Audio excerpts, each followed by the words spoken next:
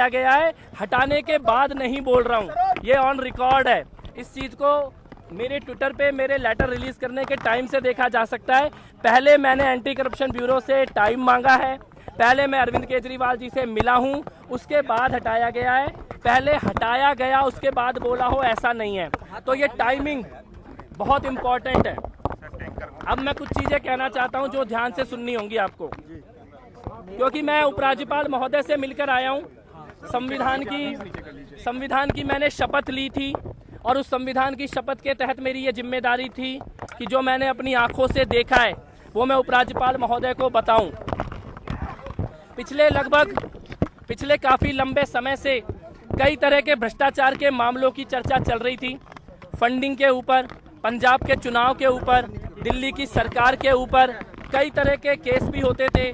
कई चीज़ें हमने अपनी आंखों से होते हुए देखी और ये भी मैं मानता हूँ कि ये मेरा भी पाप रहा कि कई बार हमने चीज़ों को देखा, अरविंद केजरीवाल जी से चर्चा की, लेकिन क्योंकि ये भरोसा था कि एक आदमी ईमानदार है, अरविंद केजरीवाल, एक आदमी को कोई बेईमानी नहीं करवा सकता, एक आदमी को कोई पैसा नहीं दिलवा सकता, तो जितने भी मामले आते थे हम अरविंद केजरीवाल जी को बोलकर चुप हो जाते थे। आंख मूंद कर ये भरोसा था कि कोई भी बेईमान हो जाए। कई करोड़ों रुपए के फंडिंग के मामले पंजाब में आए, हमें लगा शायद अरविंद केजरीवाल जी की जानकारी में नहीं है, जब उनकी जानकारी में आएगा वो ठीक कर देंगे। सरकार के कई मामले आए, हमें लगा शायद अरविंद केजरीवाल जी की जानकारी में नहीं है, जब उनकी जानकारी में आएगा वो ठीक कर देंगे। मनी लॉन्ड्रिंग का केस, अपने खुद की बेटी को पद देने का केस, बार बार हमें यह लगा कि शायद अरविंद केजरीवाल जी की जानकारी में नहीं है, जब उनकी जानकारी में आएगा तो ठीक कर देंगे। उसके साथ साथ चाहे वो लग्जरी बस वाला फाइल की नोटिंग की बात हो, सीएनजी फिटनेस स्कैम हो, टॉक टू एके हो, बार बार एक बात मेरे मन में आती थी और सबके मन में कि जो भी कुछ हो रहा है वो आसपास के शायद 4-5 लोग हैं जो भ्रष्टाचार करते हैं, पैसा खाते हैं, अरविंद केजरीवाल जी इन सबको ठीक कर देंगे। और यही उम्मीद पिछले लगभग 1-1.5 साल से हमें केवल अंदर हम बात करें और बाहर आके ना बोलें, इसके लिए हमें प्रेरित करती थी। लेकिन परसों मैंने अपनी आंखों से देखा है, अरविंद केजरीवाल जी के घर पर देखा है, सत्येंद्र जैन जी 2 करोड़ रुपए अरविंद केजरीवाल जी को नगद देते हुए मैंने अपनी आंखों से देखा है। सत्येंद्र जैन जी ने 2 करोड़ रुपए नगद अरविंद केजरीवाल जी को मेरी आंखों के सामने दिए।